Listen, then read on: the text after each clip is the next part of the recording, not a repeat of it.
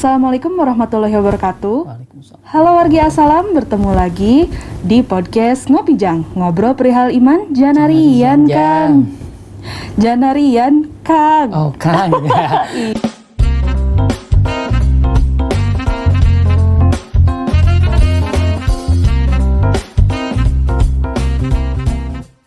Iya. Kang ya, Kang ya. Iya, Jang atau Kang ya boleh lah. Boleh lah, ya. Boleh lah ya. Nah, oke.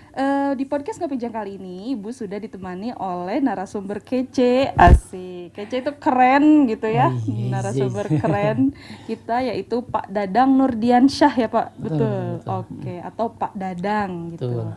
Narasumber favorit kalian. Oh, ya. Amin. Oke. Nah, gimana Pak kabarnya? Alhamdulillah hari ini mudah-mudahan sampai seterusnya ya sehat ya. Amin. Mudah-mudahan lah. Amin. Gimana nih Semoga Pak? sehat. Ya, puasanya kemarin selama Alhamdulillah. berpuasa. Selama berpuasa untuk secara puasanya ya, alhamdulillah tamat ya. Alhamdulillah. Sampai ini tapi wallahu alam mudah-mudahan sih pahalanya juga tamat juga. Iya, Tapi jangan amin, tamat Allah, habis ya. amin. Iya. Tapi mudah-mudahan pahalanya senantiasa Sampai Allah gitu terima. ya. Iya, mudah-mudahan amin. Semuanya juga lah kita berdoa untuk semua di puasa kali ini kita mendapatkan pahala yang sesuai untuk kita menurut Allah ya. Amin, Karena ya Allah yang Allah. menentukan pahala puasa. Amin. Betul, karena memang penting, semoga itu yang paling penting ya, semoga puasa kita tuh diterima gitu ya sampai detik Amin. ini dan sampai seterusnya sampai akhir Amin, gitu ya. amin. Amin ya Allah. Oke, nah Pak, tidak terasa nih beberapa hari lagi kita sudah akan mendapatkan atau menghadapi hari kemenangan. Hari Idul Fitri ya. Hari Raya Idul Fitri, alhamdulillah. Gimana nih wargi Assalam? Sudah siap? Apakah penuh puasanya di bulan Ramadan ini? Semoga untuk laki-laki semoga penuh ya. Iya, amin. Iya, amin. Untuk perempuannya ya biasalah, Ya, masalah biasalah. perempuan ya, Kalau nggak perempuan pasti apa-apa. ada ya, walaupun gimana itu adalah sebuah kudratullah. Jadi Iya. patokan dari Allah ya seperti itu ya, tidak bisa diapa-apain lagi ya. Betul, Ada. Pak. Iya, nah kalau mau menghadapi Hari Raya Idul Fitri identik dengan baju beduk nih. Betul. Kalau Pak Dadang sendiri udah gimana nih? Udah hunting-hunting atau udah berburu baju beduk belum? Alhamdulillah. Kalau saya mah belum pernah hunting karena tergantung istri aja. Kalau istri beliin berarti dipakai. Kalau nggak dibeliin jadi pakai juga. Oh, iya. Kalau nggak dibeliin pakainya yang lama gitu Yang ya. lama, tapi mudah-mudahan ya dibeliin juga sih. Ayo, amin. Weh, semoga istri Pak Dadang nonton ya. Aduh, iya. Harus nonton. Oke. Nah, berarti Pak, karena kita kan sebentar lagi mau menghadapi Hari Raya Idul Fitri nih, beberapa hari lagi.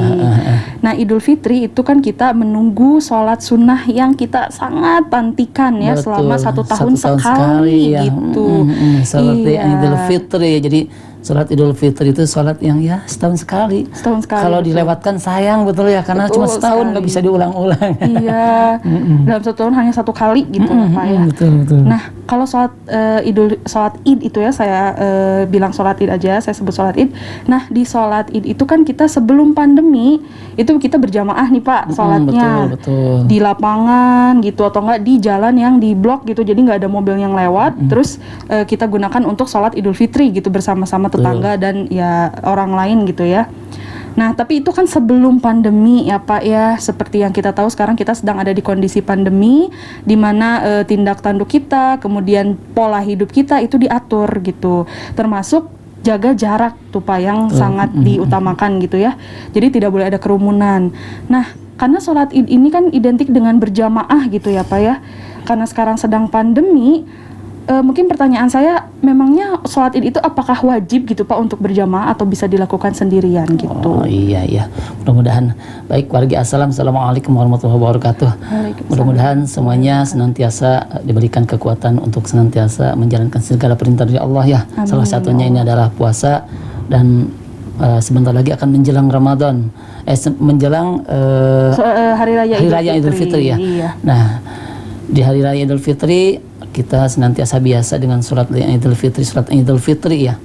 Memang si afdolnya ketika sholat Idul Fitri itu dilaksanakan secara berjamaah. Secara berjamaah. Ya, itu terlepas di lapangan atau di masjid dilakukannya. Cuman afdol dari sholat Idul Fitri karena selain itu ada yang namanya khutbah, yang disunahkan khutbahnya di antara setelah sholat 2 rakaat itu adalah khutbah. Nah, tapi sekarang di suasana seperti ini yang memang ketika kita lakukan seperti itu, kalau banyak mudaratnya ya, Jadi kalau banyak kejelekannya, lebih baik cari yang baiknya. Apalagi sekarang pemerintah sudah dengan baiknya untuk masyarakat dengan vaksinnya, agar apa si wabah corona ini kan kalau bahasa Arab taun corona ya, kalau taun itu wabah corona ini tidak menjalar seperti sekarang mungkin ya. Nah, pemerintah dengan lembaga yang ditunjuk langsung oleh pemerintah sekarang sudah memberikan sebuah himbauan, yaitu melalui MUI ya. Jadi sholat Idul Fitri boleh dilaksanakan di rumah, boleh berjamaah atau munfarid atau sendiri. Dengan patokan ketika berjamaah itu minimal 4 orang. Jadi 1 orang jadi imam, 3 orang menjadi makmum ya. Itu menurut MUI. Dan kalau jadi bisa 4 orang ini maksudnya sudah termasuk imam gitu ya? Iya betul. Jadi 3 orang makmum, 1 orang imam. Bisa dibarengi setelah sholat Id itu dengan khutbah. Tapi kalau memang tidak bisa khutbah, ya cukup didahului dengan ucapan ya ucapan salam atau ucapan apa, atau tidak apa-apa. Jadi langsung bersalaman juga nggak apa-apa. Boleh juga dilaksanakan munfarid sendiri. Jadi patokannya tetap aja sama ya. Jadi patokannya niat seperti biasa, takbir 7 yang pertama, yang kedua 5 kali. Sama, cuman kalau sendiri ya tidak ada yang namanya khutbah khutbah Idnya ya. Kenapa? Ya sendiri siapa yang mau khutbahnya sendiri ya? Itu. Tapi tidak mengurangi dari sebuah kehusyuan daripada sholat Id. Mungkin kehikmatannya yang berbeda ya. Mungkin kalau kita bareng-bareng bersama-sama terasa mungkin gimana ya? Ada wah gitu. Tapi kalau sendiri ya memang seperti itulah kehikmatannya yang mungkin yang berbeda. Tapi daripada syahnya sholat Idnya itu insya Allah syah. Jadi ulama, majelis ulama yang tergabung dari beberapa ini ya kelompok atau golongan di kita ya, dari mulai ada NU-nya, ada Muhammadiyahnya, ada Versisnya, itu semuanya tergabung dalam sebuah majelis ulama. Makanya pemerintah ada sebuah wadah atau lembaga yang menampung semua, dan dirumuskanlah mungkin itu berdasarkan hati ijma atau ijtima'nya ya para ulama. Jadi kita jangan wah golongan saya ini, golongan ini. Enggak, di sana itu kan semua golongan ada ya. Jadi ketika dirumuskan bersama, dihasilkan bersama, menghasilkan sebuah keputusan itu, maka akan ada yang mempertanggungjawabkannya. Secara lahir kita ada imamnya ya kan, ada pemimpin kita, ada umara wa ulama. Jadi pemerintahnya sudah punya, ada ulamanya nih, tolong diinikan. Kan di sana itu kan ada para ustadz, kiai dan sebagainya. Maka dilihat dari kitab fikih ini, dari fikih ini. Kalau dalam suasana seperti ini ya harus seperti ini. Diperbolehkan mungkin ya. Tapi dari segi yang lain mungkin ada orang-orang yang tidak sependapat dengan ini. Ya monggo-monggo saja, sah-sah saja sih sebetulnya itu Anda tidak sependapat. Cuman nih golongan Anda udah sependapat dengan kami. Ini rangkuman daripada semua, kenapa tidak gitu ya kan? Karena dalam suasana seperti ini bukan kita tidak percaya dengan Allah ya. Kita tidak percaya dengan Allah. Penyakit itu datangnya dari Allah. Ya Allah aja yang menentukan. Kita terima kan, saja terima gitu. saja tidak ya. Ada ikhtiar. Kita mau makan, Allah sudah menyiapkan istri kita, mungkin saya istri ya, istri saya udah nyiapkan di makanan di piring buat saya, tapi saya nggak mau makan, kan nggak bisa makan. Betul. Sama juga dengan penyakit itu datangnya dari Allah.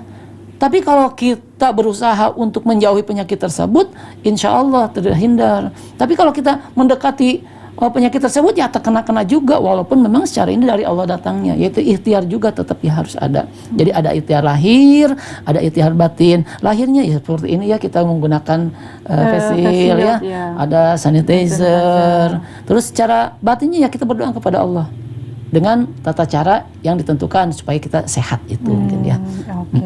Nah tadi saya teringat nih ketika Pak Dadang bilang ini ada face shield, ini ada hand sanitizer. Yeah, betul. Nah, Ibu lupa nih mengingatkan adik-adik dan wargi Assalam untuk selalu menjaga protokol kesehatannya. Jangan lupa ya, sambil menyaksikan podcast Ngopi Jang, adik-adik dan wargi Assalam selalu menjaga jarak dan selalu mencuci tangan. Betul, Kita juga betul. boleh nih Kita mungkin dari tadi ya kita sebelum kita ini kita udah pakai sanitizer ya, jadi gitu.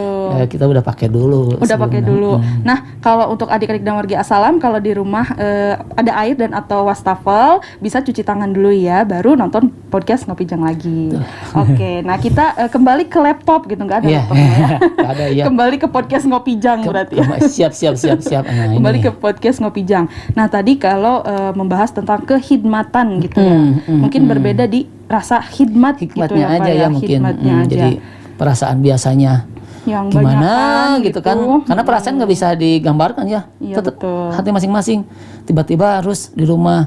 Kalaupun ada memang di masjid ya monggo, tapi dengan jaga jarak, yang protokol gitu ya, kesehatannya. Pak. Oke. Iya. Nah, berarti mungkin kalau keutamaannya gitu ya Pak. Kalau tadi kan dari hikmat, sekarang keutamaannya. Apakah jika sholat berjamaah, misalnya ada nih beberapa daerah yang oke lah gak apa-apa kita berjamaah aja tapi jaga protokol kesehatan misalnya gitu. Jadi jauh-jauhan gitu Pak sholatnya. Nah, ada tidak sih atau berbeda tidak keutamaan antara sholat id berjamaah dan sholat id yang munfarid atau ya sendirian gitu ya di rumah masing-masing gitu? Ya mungkin dari keutamaan ya memang dari anjurannya tersebut ya, karena memang dianjurkannya dari awal ketika Rasulullah itu menganjurkan bahwa sholat id ini dilaksanakan secara bersama. Mungkin ada beberapa dari tujuan tersebut, mungkin akan terjalinnya antara tetangga dengan tetangga, sanak saudara yang jauh. Nah mungkin kalau sekarang hanya dengan di rumah ya seperti itulah keadaannya. Tapi kalau dari segi pahala, wallahu alam. Karena yang mengatur pahala itu kan tidak tahu ya, hanya Allah. Ketika mungkin kita sholat di rumah, Allah memberikan pahalanya lebih, ya kenapa tidak? Ketika sholat berjamaah, ya Allah memberikan pahala, ya kenapa tidak? Ya, jadi pahala itu hanya Allah yang mengatur. Cuman manusia hanya berusaha untuk mendapatkan pahala tersebut, tapi dengan melihat suasana dan keadaan seperti ini, ya kita jagalah, jaga diri sendiri. Artinya ketika saya ingin sehat, bukan berarti saya suudzon kepada orang lain sakit, enggak ya. Tapi ya kita ya seperti ini, harus menjaga dengan keadaan yang sekarang lagi wabah. Ya kalau bisa memang dilaksanakan di masjid. Kalau memang daerah tersebut nggak ada yang di masjid, ya monggo. Tapi kalau di rumah pun tidak apa-apa. Tapi yang dianjurkan oleh pemerintah sendiri ya untuk menjaga hal semuanya, silakan di rumah dengan keluarga. Mungkin kalau keluarga satu keluarga, dua keluarga ya mungkin ada 10 orang ya bisa itu di rumah mungkin bisa. Itu lebih baik mungkin ya dari segi penularan atau dari segi menjaga jarak gitu. Kalau di masjid ya monggo silakan aja, cuman atau di lapang ya jagalah kesehatannya sesuai dengan ini.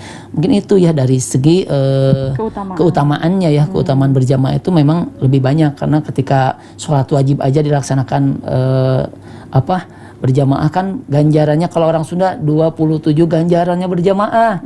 Lamun sorangan hiji gecat tang temenang, artinya ganjaran yang berjamaah itu kan 27 ya. Sementara sendiri itu cuma satu juga belum tentu dapat. Sementara kalau berjamaah itu sudah dijamin. Tapi kan tadi ada syarat 4 orang saja udah berjamaah. Nah, kan itu kan bukan berarti kita di rumah sendirian ya, kan ada di keluarga nih, ada ayah, kalau ayah ya, ibu, adik, kakak, udah 4 berjamaah itu kan 27 sudah dapat gitu. Bukan berarti berjamaah itu harus banyak 40 orang, 100 orang atau 200 orang, enggak. 4 juga sudah dianggap berjamaah gitu ya. Oke, mungkin untuk adik-adik atau warga Assalam nih yang keluarganya, aduh tapi keluarga aku mah selalu ingin berjamaah dengan semua orang misalnya di lapangan dan lain sebagainya. Mungkin kita lihat dari kondisi kita gitu ya Pak ya. Kalau misalnya kita sehat memang dan tidak ada gejala COVID atau gejala sakit apapun, berarti boleh gitu ya Pak ya gitu. Asalkan tadi menjaga protokol kesehatan. Kalau bisa jauhan lah gitu ya. Sholatnya gitu. Artinya kita mungkin kita tidak tahu ya, kita mungkin punya penyakit apa contohlah yang lain, penyakit jangan COVID aja dulu lah. Kita punya penyakit yang lain, ketika kita berjamaah kan menularkan ke orang, jadi dosa juga. Iya betul ya. Jadi kan kalau kita tadinya mau mencari pahala dengan sholat berjamaah, tapi kita dalam keadaan sakit, kita menularkan ke orang, ya kita bukannya jadi pahala, hitungannya ya jadi orang berapa orang nih yang kena penyakit saya. Iya. Ya itu kan jadi nantinya ke kita kembali. Iya, Ya. karena kita jadi merugikan orang lain ya Pak ya. Benar, Oke. benar. Nah gitu adik-adik tentang sholat id ya di masa pandemi gitu. Nah sekarang kita masih ada di tema Idul Fitri nih Pak. Tapi kalau sekarang kita geser ke silaturahminya. Oh, iya. Oke, masih silaturahmi di masa pandemi nih adik-adik dan Wagi Assalam. Oke,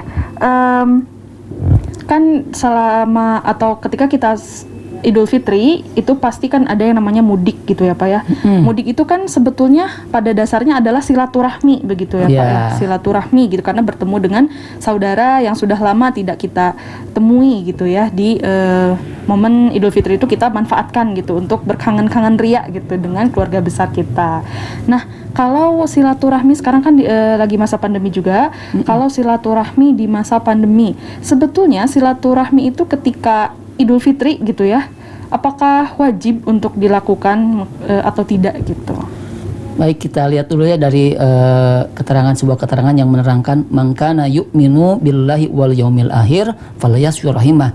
Barang siapa yang percaya kepada Allah dan hari akhir, maka sambungkanlah silaturahmi. Jadi orang yang tidak pernah menyambungkan silaturahmi akan terjauh dari yang namanya keutamaan silaturahmi. Ada yang menyebutkan kata hadis Rasulullah, barang siapa yang ingin dilapangkan rizkinya, dipanjangkan umurnya, maka hendaklah dia senantiasa bersilaturahmi. Ada juga yang memutuskan tali silaturahmi, maka Rasulullah pernah menjelaskan barang siapa yang memutuskan tali silaturahmi, maka Allah akan mensegerakan azabnya baik di dunia ataupun nanti di akhirat. Jadi dua dosa yang akan diberikan azab di dunia juga. Apa? Inikan silaturahmi, dua berzina. Jadi Allah akan kontan lah kata-katanya, kontan dibayar di dunia langsung itu. Ya salah satunya kalau kita tidak bersilaturahmi dengan tetangga, contoh ini yang mudah aja. Kita ada tetangga kita tidak berbaikan dengan tetangga kita. Ketika tetangga kita punya rezeki, punya makanan, kan nggak ngasih ke kita, itu sudah rugi kan? Itu adalah makna yang kecil dari silaturahmi. Dengan tetangga saja kita udah tahu seperti itu. Balik lagi kepada silaturahmi yang dilakukan secara di Idul Fitri. Di Idul Fitri ini sebetulnya bukan silaturahminya sih, sebetulnya ketika mudik itu bukan silaturahmi, tapi bersuan kepada saudara mungkin ya. Jadi bertemu dengan keluarga, bertemu dengan sanak saudara. Padahal ketika silaturahmi tidak ada batasannya. Jadi silaturahmi itu tidak tanpa ada batas, kapan saja, di mana saja, ketika bertemu dengan yang namanya teman, saudara, itu tetap bersilaturahmi. Jadi jangan anggapan ketika silaturahmi hanya nanti anggapannya kita ya. Jadi ketika Idul Fitri aja, jadi nanti aja pas mudik silaturahmi. Nah itu salah. Silaturahmi itu kapan saja, di mana saja. Ketika kita di Jakarta misalkan ya, saya di Bandung, saya punya tetangga di Jakarta nih, saya silaturahmi dengan tetangga saya, datang ke rumahnya, ngobrol dengan baik, menjalin persaudaraan. Ya itu udah menjadi silaturahmi. Ini ada sebuah cerita ketika zaman Nabi, saya lupa lagi nabinya, Nabi siapa, kalau nggak salah Nabi Musa atau Nabi siapa ya, teman Nabi Daud, saya lupa lagi. Itu ketika malaikat Jibril datang akan jadi kepada Nabi ini, saya lupa lagi Nabi siapa ya, jadi datang, kebetulan ada tamu, malaikat Jibril ngasih tahu tuh dia akan dicabut nyawa 40 hari lagi. Nah dikasih tahu kan sama Nabi tuh, hey Fulan, sesungguhnya tadi malaikat Jibril memberitahuku atau malaikat Ijrail memberitahuku bahwa engkau akan mati 40 hari lagi. Kira-kira gimana? Wah, deg-degan, takut. Apa yang dilakukan si Fulan ini? Dia itu terus datang ke tiap orang yang pernah dia sakitin. Bayangin. Ya Allah. Semua saudaranya, semua teman-temannya dia datangin. Minta maaf. Artinya dia terus bersilaturahmi ke ini selama 39 hari. 40 harinya dia datang lagi.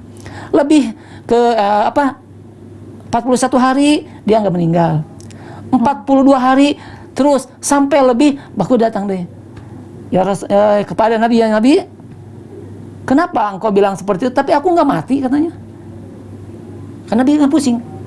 Datang malaikat lagi, sampaikanlah olehmu dia itu dipanjangkan umurnya atau ditunda kematiannya karena dia telah menghubungkan tali silaturahmi. Jadi dari silaturahmi ini ternyata bisa memanjangkan umur sesuai dengan sabda Rasulullah.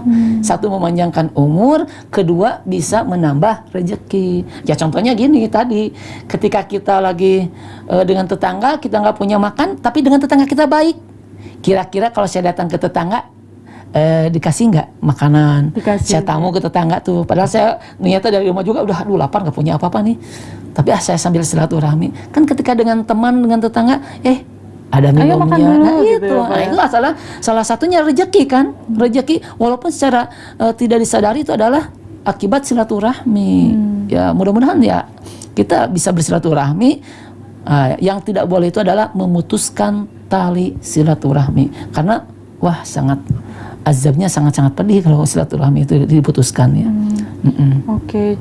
Saya sampai merinding nih ya mendengar tadi cerita seorang nabi yang memberikan informasi gitu ya, 40 hari lagi mau meninggal, tapi karena beliau ini yang diberitahukan si fulan ini jadi minta maaf, jadi memanjangkan silaturahmi, ternyata umurnya pun dipanjangkan gitu jadi ya, 40 Pak, ya. tahun lebihnya kan. Wah, hebat sekali nih. Jadi itu sangat penting sekali begitu ya Pak ya, silaturahmi itu. Betul. Jadi tidak hanya di hari raya Idul Fitri saja begitu ya Pak ya, tapi kita wajib melakukannya setiap hari gitu ya. Dan tadi catatannya jangan pernah memutus tali silaturahmi gitu ya. Jadi kalau misalnya adik-adik nih atau nggak warga asam ada masalah atau apa, langsung misalnya minta maaf, langsung itu berbaikan yang terbaik gitu ya. Yang terbaik, jangan lebih dari 3 hari malahan ya. Jadi dilarang oleh Rasul ketika kita berselisih dengan siapapun itu lebih dari 3 hari. Dua-duanya dosa gitu. Dua-duanya ya. Lebih baik itu adalah minta maaf. Tapi yang lebih baik dari yang minta maaf adalah memaafkan sebelum orang tersebut minta maaf. Itu yang terbaik. Jadi ketika ada orang salah ke kita, ya udahlah, saya maafkan. Itu udah yang terbaik itu. Jadi ininya lebih, pahala orang yang memaafkan itu lebih afdol daripada orang yang minta maafnya sendiri gitu. Masya Allah tuh. Dicatat ya adik-adik. Ini ilmu Kita ya soalnya di sekolah seringnya seperti itu ya. Di lingkungan masyarakat, lingkungan di sekolah, rumah gitu ya, di rumah lingkungan teman tersinggung juga sedikit kan kita, wah rame itu semua, rame itu. Padahal biarin aja lah, kenapa sih cuma kesinggung sedikit, nggak sakit-sakit amat kan ya. Di situ jadi ladang pahala gitu. Tapi ya Pak sulit ya seperti itu ya. Nah itu mungkin karena makanya pahalanya besar kali ya Pak ya, karena sulit gitu. Oke, nah kalau tadi tentang tentang silaturahmi wajib atau tidak gitu ya saat Idul Fitri. Nah kalau sekarang ada tidak Pak, balik lagi ke keutamaannya, ada tidak perbedaan mungkin keutamaan bersilaturahmi saat Idul Fitri dan sebelum Idul Fitri gitu, ataukah sama aja Pak? Sebetulnya kalau dari makna silaturahmi tidak jauh beda ya, mungkin karena mau pas Idul Fitri, pas sebelum Idul Fitri atau di hari-hari kapan saja, yang namanya silaturahmi sama-sama saja. Cuman mungkin kalau kita ya ketika kita pulang silaturahmi di Idul Fitri itu ada mungkin perasaan keharuannya mungkin beda ya, ada terharu, ada ketika minta maaf mungkin dibarengi dengan hati kita yang ya bedanya di situ aja sih sebetulnya mah. Kalau yang namanya makna dari silaturahmi tetap aja sama. Jadi dua hal yang akan kita dapatkan dari silaturahmi. Jadi yang namanya silaturahmi itu kalau menurut para ulama ada silatur ruh, ada silatul jasad. Artinya bertemu antara ruh dengan ruh, bertemu jasad dengan jasad. Nah, seperti ini kan namanya silatul jasad. Saya bertemu nih. Jasad saya bertemu ketika ini, kita bertemu ya. Tapi ada silatur ruh. Kita tidak bisa. Saya ingat kepada dirimu, berarti ruh saya yang ngomong. Oh ini Bu Farista ini. Ketika saya pulang kemana saja, saya ketika itu Bu Farista. Nah itu namanya ruh kita yang sudah berbicaranya, bukan jasadnya lagi. Gitu ya. Tapi kalau saya lihat jasadnya, ini jasadnya. Jasad ini adalah Bu Farista. Jadi saya silaturruhnya ada, silatur jasadnya kelihatan. Ini mah Bu Farista, bentuknya seperti ini, mukanya seperti ini. Itu namanya silatur jasad, mengenali jasadnya. Secara fisik. Secara fisik. Nah, secara ruhnya akan mengingat bahwa jasad itu adalah Bu Farista. Gitu. Karena kalau orang meninggal, walaupun jasadnya ketahuan, saya meninggal, ini jasadnya disatuin, bisa ngomong nggak itu Bu Farista, padahal udah meninggal, nggak bisa kan? Nggak bisa. Nah, harus ada jasadnya dan ruhnya itu. Jadi maknanya ya yang terkandung seperti itu. Jadi jasad dengan jasad ketemu, mengenali jasadnya, dan ruh yang menghafalkannya gitu. Oke. Berarti bukan dari waktu ya, bukan dari sebelum Idul Fitri dan saat Idul Fitri, tapi yang penting tadi silaturruh dan silatujasad gitu ya Pak ya. Betul. Jadi gimana kapanpun gitu waktunya asalkan yang tadi terpenuhi, maka bisa insya Allah sama-sama memberikan manfaat yang besar gitu ya Pak ya bagi bersilaturahmi ya. Oke, nah Pak, kita ke pertanyaan terakhir nih Pak, mengenai masih di masa pandemi juga nih Pak. Nah, kalau silaturahminya tidak silatujasad gitu, jadi tapi kalau misalnya silaturahminya kayak dalam video call gitu Pak, apakah itu bisa disebut silatujasad juga Pak? Nah, walau alam ya, ini pendapat saya. Saya kan melihat ya, kalau kadang ada video kan ya, video call, saya melihat bentuknya kelihatan. Mungkin tidak ketemu jasadnya, tapi kelihatan. Kan salah satu yang harus kerasa, kelihat, ada buktinya kan. Jadi ada wujudnya, kelihatan wujudnya, ada. Jadi wujudnya ada, tapi di mana nggak tahu. Ketika kita dengan video call mungkin secara hikmat, secara hati itu akan beda tetap sih. Betul kan ya? Iya betul. Tapi balik lagi, ini lagi yang ada yang namanya darurat ya. Jadi bukan kemauan kita, bukan. Tapi Allah sedang menguji kita dengan yang namanya sebuah penyakit, sebuah wabah. Nah, ketika wabah tersebut ini, kalau yang terbaik memang seperti itu, kenapa tidak? Kalau memang saya punya penyakit, saya datang ke saudara saya, nanti saya akan menyebarkan penyakit, kan lebih dosa. Iya betul. Kenapa tidak pakai menggunakan ini? Nah, pemerintah sekarang ini membatasi kita, bukan tidak ada apa maksudnya ya? Ada loh. Apakah pemerintah maksudnya jelek? Tidak. Masa pemimpin kita memberikan ini maksudnya untuk kita bukan jelek, bukan. Tapi justru pemerintah itu memberikan yang terbaik untuk kita. Artinya apa? Ini Indonesia itu lagi diuji nih, khususnya dunia ya, lagi diuji. Untuk mencegahnya ya seperti inilah. Tolong seperti ini, agar apa? Ya agar semuanya terbebas dari yang namanya penyakit, minimal berkurang. Ketika berkurang kan penyakit itu habis ya. Amin.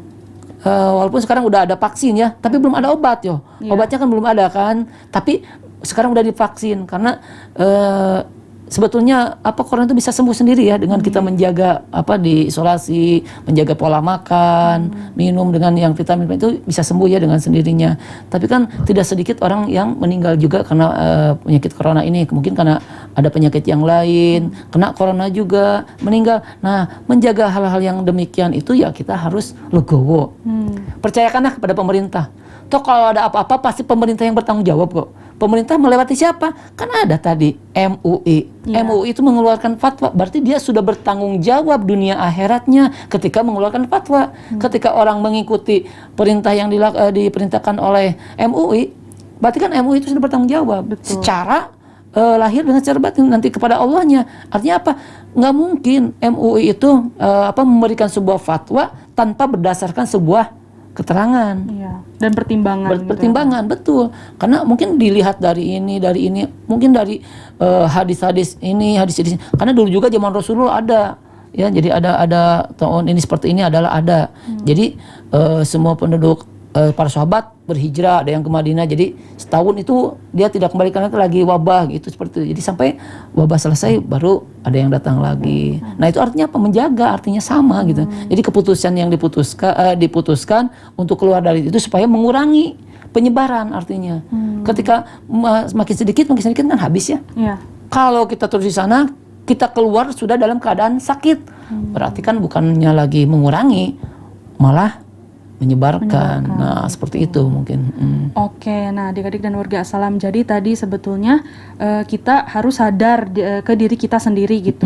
Jadi kita harus mengutamakan dulu kesehatan kita dan kesehatan orang lain gitu ya. Itu. Jadi bagaimanapun bentuknya, mau dari itu sholat id yang munfarid atau misalnya silaturahmi yang tidak tatap muka, insya Allah berpahala yang insya Allah sama gitu ya, semoga saja gitu, kita husnuzon nama Allah, semoga sama gitu, dan dua-duanya juga pasti membawa manfaat yang baik bagi kita ya Pak ya gitu. Ya, lebih baik kita kan mencegah terus antara alangkah baiknya ketika kita berguna untuk orang lain. Ya, berguna tersebut bukan berarti kita harus memberi. Kan artian yang namanya berguna itu bukan harus memberi, harus apa-apa, tapi ketika kita menjaga dia saja itu kita sudah berguna. Jadi jangan sampai kita tidak berguna, harus ngasih ini enggak. Ketika kita menjaga aib orang tersebut aja ya. Misalkan dia punya aib. Kita jaga aib tersebut, misalnya penyakit ya. Penyakit nih. Dia punya aib penyakit yang apa gitu. Kita tidak bisa ngasih obat, tapi kita menjaga aib tersebut supaya tidak diketahui orang banyak. Berarti kita udah berguna. Betul. Khairun nas arfa'un nas. Jadi sebaik-baiknya orang itu adalah yang berguna untuk orang lain. Nah itu tadi. Jadi jangan sampai anggapannya ya punten-punten ya, maaf ya, kita berbesar hati. Jadi kita terima apa yang diputuskan oleh Allah, apa yang diputuskan oleh pemerintah. Allah memberikan ujian tidak semata-mata, pasti ada maksudnya.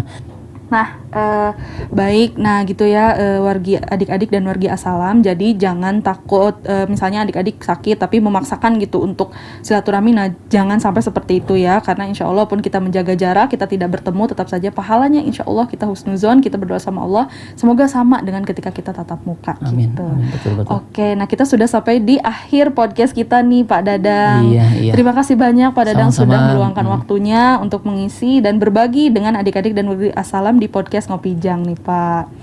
Oke adik-adik, kalau begitu sampai sini Ngopi Jang hari ini. Jangan lupa untuk saksikan Ngopi Jang yang lainnya.